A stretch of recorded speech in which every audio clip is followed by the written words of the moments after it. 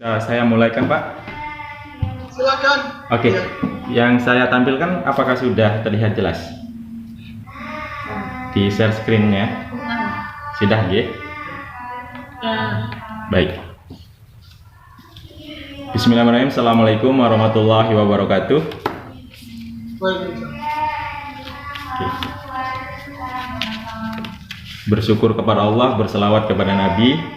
Baik, pada kali ini izinkan saya, Rama Kusnadi, sebagai pemantik dalam perkuliahan kali ini, dalam diskusi kali ini, saya membawa sebuah materi, yakni filsafat pendidikan dalam perspektif Kiai Haji Ahmad Dahlan. Nah, mungkin di sini sudah tidak asing lagi berkenaan dengan Kiai Haji Ahmad Dahlan karena semua karyanya, semua gagasannya, kemudian bukunya ada, novelnya ada, lebih-lebih difilmkan juga berkaitan dengan Kiai Haji Ahmad Dahlan, mulai dari kehidupannya, kemudian gagasan-gagasannya, baik dalam berdakwah, kemudian pendidikan, sosial, semuanya sudah lengkap. Nanti barangkali kalau dari saya ada kekeliruan bisa dibetulkan gitu untuk Bapak dan Ibu semuanya. Oke, jadi Kiai Haji Ahmad Dahlan ini beliau lahir di Kauman di Yogyakarta. Beliau adalah seorang pendidik, seorang wirausahawan. Kemudian 2 kali ke Mekah untuk berguru. Kemudian yang unik dari Kiai Haji Ahmad Dahlan ini adalah biasanya guru yang mencari murid, namun Kiai Haji Ahmad Dahlan beliau ini door to door berdagang sambil mencari murid. Itu informasi-informasi sekilas tentang Kiai Haji Ahmad Dahlan. Nah, pada kali ini yang akan kita bahas, yang pertama nanti keadaan sosial, keadaan agama pada masanya Kiai Haji Ahmad Dahlan, kemudian falsafah ajaran Kiai Haji Ahmad Dahlan, kemudian ada kelompok ayat favorit dari Kiai Haji Ahmad Dahlan, kemudian ciri-ciri pendidikan dalam perspektif Kiai Haji Ahmad Dahlan, materi pendidikan, kemudian metode pendidikan, dan yang nanti di terakhir ada menurut Kiai Haji Ahmad Dahlan itu ada etos guru dan bagaimana dan apa yang menjadi etos seorang murid.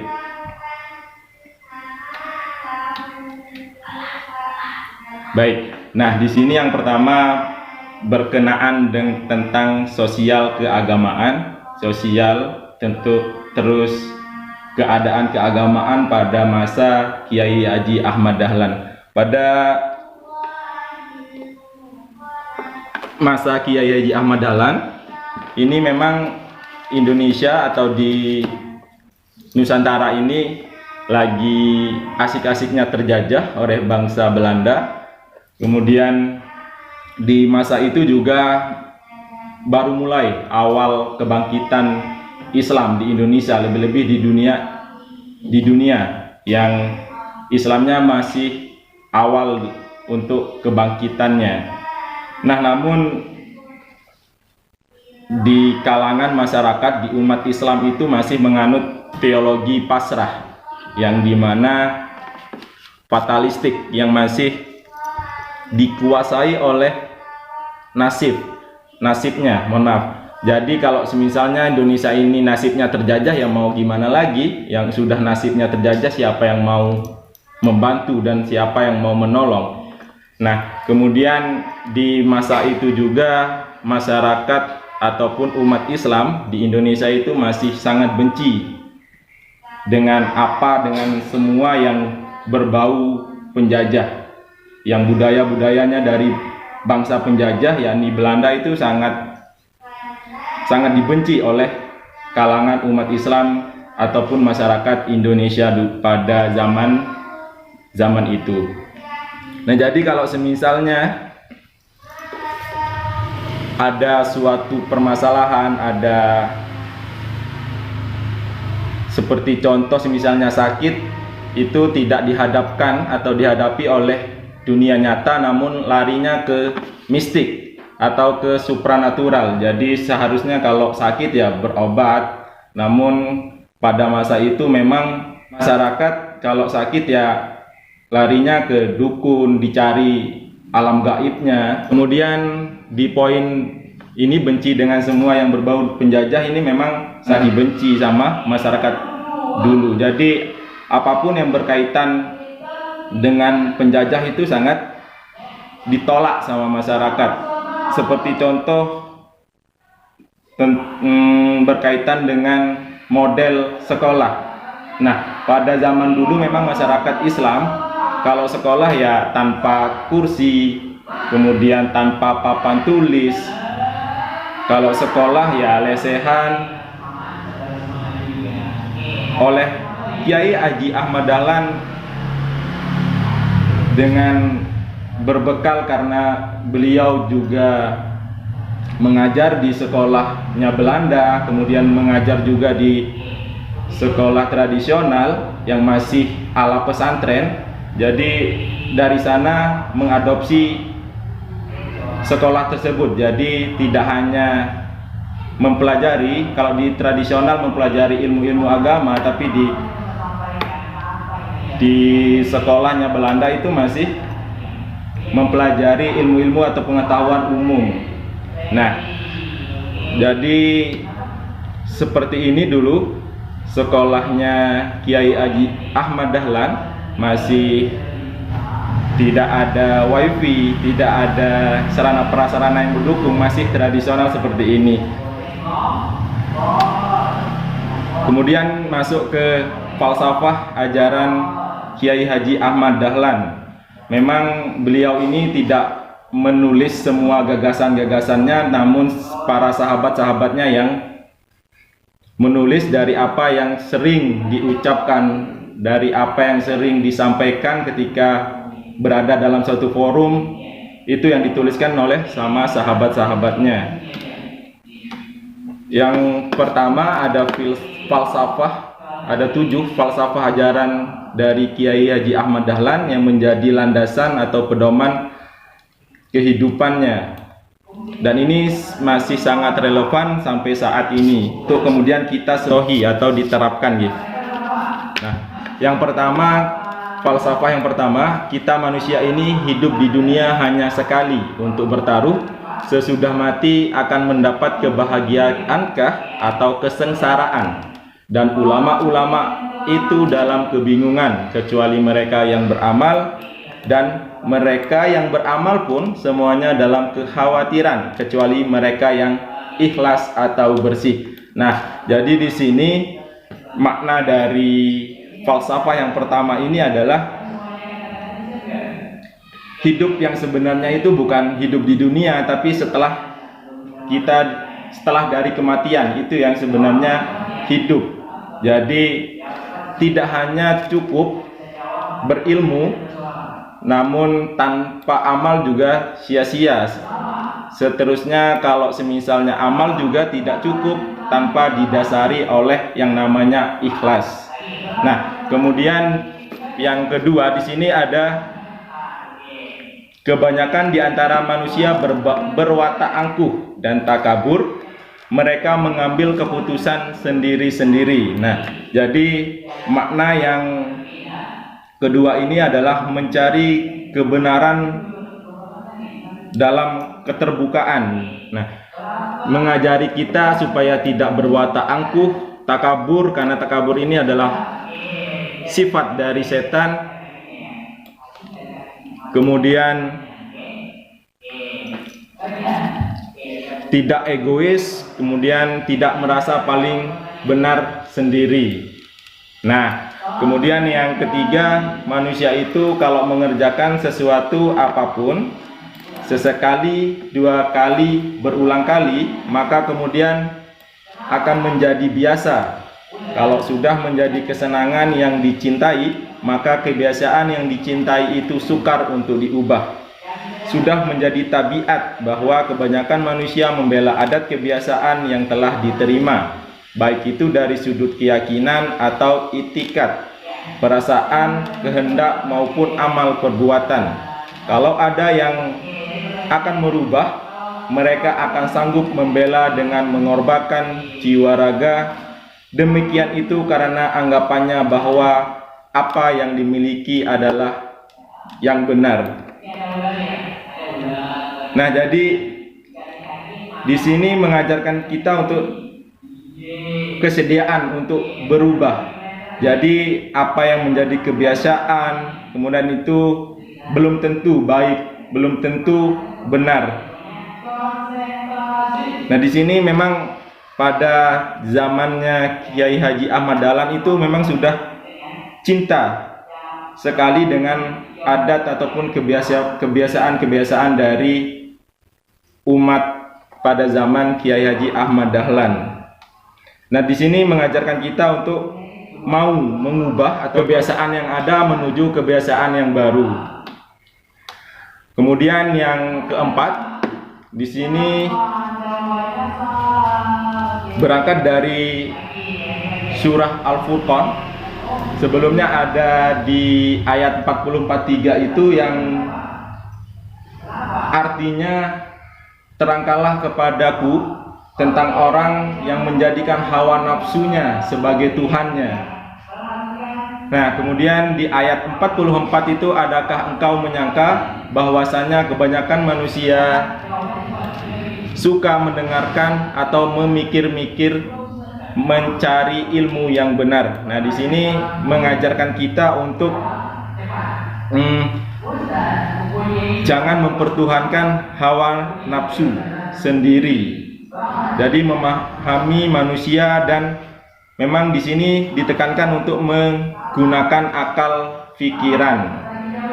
Oke, selanjutnya manusia tidak menuruti, tidak mempedulikan sesuatu yang sudah terang bagi dirinya, artinya dirinya sendiri, pikirannya sendiri sudah mengatakan itu benar, tapi ia tidak mau menuruti kebenaran itu karena takut kepada kesukaran, takut berat, dan macam-macam yang dikhawatirkan karena nafsu dan hatinya sudah terlanjur rusak, berpenyakit akhlak, budi pekerti, hanyut dan teriak oleh kebiasaan yang buruk.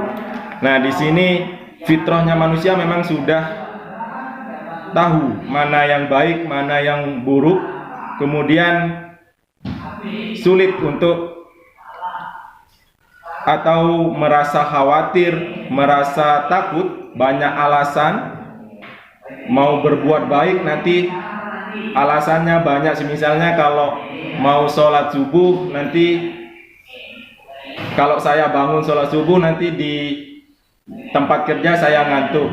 Kalau nanti saya sholat malam, nanti porsi sholat, mohon maaf, porsi tidur saya berkurang. Di situ manusia memang banyak alasannya. Nah, yang poin 6 di sini, kebanyakan pemimpin rakyat belum berani mengorbankan harta benda dan jiwanya untuk berusaha tergolongnya umat manusia dalam kebenaran. Malah pemimpin-pemimpin itu biasanya mempermainkan, memperalat manusia yang bodoh dan lemah. Ini memang berkaitan dengan pemimpin. Pemimpin itu seharusnya ya ikhlas dalam memimpin.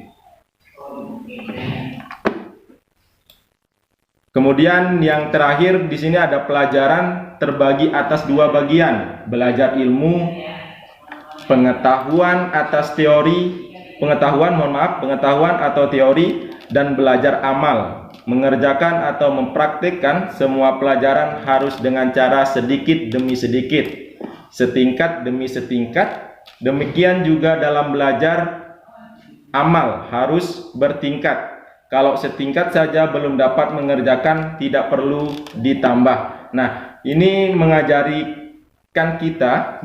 kita bahwa kalau belajar itu setahap demi setahap. Kalau semisalnya sudah selesai baru pindah ke yang lainnya. Mentang-mentang sekarang kita senang belajar filsafat, semua buku, semua literatur kita boyong semuanya, dan kita belajar, akhirnya kita mumet dan enak dengan dengan mempelajarinya. Jadi pahami pelan-pelan, kemudian baru pindah ke berikutnya, mengajarkan kita belajar tingkat demi tingkat, step by step. Memangnya harus bertingkat dalam belajar maupun dalam beramal. Nah, di sini ada ayat favoritnya Kiai Haji Ahmad Dahlan, ada terbagi dalam 17 kelompok ayat favoritnya Kiai Haji Ahmad Dahlan. Nah, di sini yang pertama tentang atau isinya membersihkan diri sendiri, kemudian Al-Fajr ayat 17 sampai 23 itu menggempur hawa nafsu, mencintai harta benda. Kemudian Al-Maun ini paling favoritnya Kiai Haji Ahmad Dahlan, orang yang mendustakan agama. Kemudian Al-Rum ayat 30, orang yang mendustakan agama juga. At-Taubah, Islam dan sosialisme. Kemudian Al-As, waktu atau masa. Al-Ankabut, iman atau kepercayaan. Kemudian Al-Hab, amal soleh. Dan masih banyak ayat-ayat favorit dari Kiai Haji Ahmad Dahlan. Nanti kita bahas di pertemuan ataupun sesi-sesi berikutnya. Nah, kemudian di sini ada, janganlah kamu berteriak-teriak sanggup membela agamamu meskipun harus menyumbangkan jiwamu sekalipun. Jiwamu tak usah kamu tawarkan, kalau Allah menghendakinya entah dengan jalan sakit atau tidak, tentu akan mati sendiri. Tapi beranikah kamu menawarkan harta bendamu untuk kepentingan agama? Itulah yang lebih diperlukan pada waktu sekarang. Nah, jadi di sini tidak perlu kita membela agama dengan cara berteriak-teriak, dengan apa yang biasa kita jumpai sekarang ini. Namun yang sangat diperlukan itu, beranikah kita yang menawarkan harta benda kita untuk kepentingan agama. Itu yang sangat dibutuhkan sekarang, daripada kita berteriak-teriak untuk membela agama. Nah, kemudian kita masuk dalam pikiran Ahmad Dahlan berkaitan dengan pendidikan. Di sini ada kata, kurang lebih maknanya, jadilah kiai yang berkemajuan, jangan bosan menyambut itu bekerja untuk Muhammadiyah. Nah, jadi di sini ada 3 poin, yaitu salih, alim, kemudian amil. Amil ini sebagai pekerja. Nah,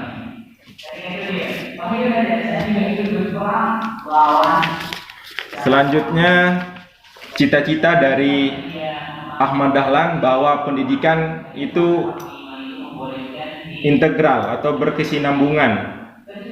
Yang di sini poin pertama itu ulama intelek atau intelek ulama. Ulama di sini adalah yang paham akan wawasan keagamaan. Kemudian intelek ini yang paham dengan ilmu pengetahuan secara umum. Nah, apakah kita sekarang ini sudah termasuk dalam keduanya? Apakah kita termasuk dalam intelek saja? Apakah kita termasuk ulama saja? Kemudian dari Muhammadiyah, dari Kiai Haji Ahmad Dahlan memadukan 2 sistem pendidikan yang berlaku waktu itu. Memang menganut atau mencontohi sekolah Belanda, yang dikelola Belanda dan yang dikelola ala pesantren. Jadi memadukan dua model yang biasa kita dengar dengan sekolah Islam ibtidaiyah Islamiyah gitu. Jadi memadukan ilmu pengetahuan umum dan juga materi-materi keagamaan. Nah, adapun misinya yaitu memberi pelajaran agama di sekolah Belanda dan mendirikan sekolah-sekolah sendiri di mana agama dan pengetahuan umum bersama-sama diajarkan. Nah, jadi Kiai Haji Ahmad Dahlan di situ dulu memang sempat mengajar di sekolah Belanda. Di sekolah Belanda juga mengajarkan atau memang benar mengajarkan ilmu-ilmu agama di sekolah Belanda, dan di sekolah yang ala pesantren yang tradisional juga dulu menyisipkan pengetahuan-pengetahuan umum. Jadi memadukan antara pengetahuan umum dan juga memadukan pengetahuan tentang agama di dua lembaga sekalipun. Nah, jadi di sini ada juga pendidikan untuk perempuan. Dulu pada waktu itu di dalam sebuah forum bersama para santri-santri perempuan, cara Kiai Haji Ahmad Dahlan, Kiai Haji Ahmad Dahlan memprovokasikan para santri-santri Muhammadiyah, santri putrinya, untuk ada niatan sekolah lebih tinggi. Jadi ketika ditanya semua para santri itu, apakah kalian kalau dilihat auratnya, apakah kalian malu? Serentak menjawab para santri itu, iya, kalau kami dilihat auratnya tentu sangat malu. Lantas kenapa kalau kalian sakit berobat di dokter yang laki-laki? Nah, maka dari itu sekolahlah yang tinggi, jadilah seorang dokter untuk nanti bisa merawat kaum-kaum perempuan ataupun santri-santri perempuan dan teman-teman kalian yang satu jenis kelamin. Oke, jadi di sini juga dari Kiai Haji Ahmad Dahlan sangat mementingkan mendayagunakan akal, karena Kiai Haji Ahmad Dahlan adalah seorang pendidik yang sangat menghargai dan menekankan pendidikan akal. Beliau berpendapat bahwa akal merupakan akar ataupun sumber dari pengetahuan. Kemudian pendidikan harus memberikan siraman dan bimbingan yang sedemikian rupa sehingga akal manusia dapat berkembang dengan baik.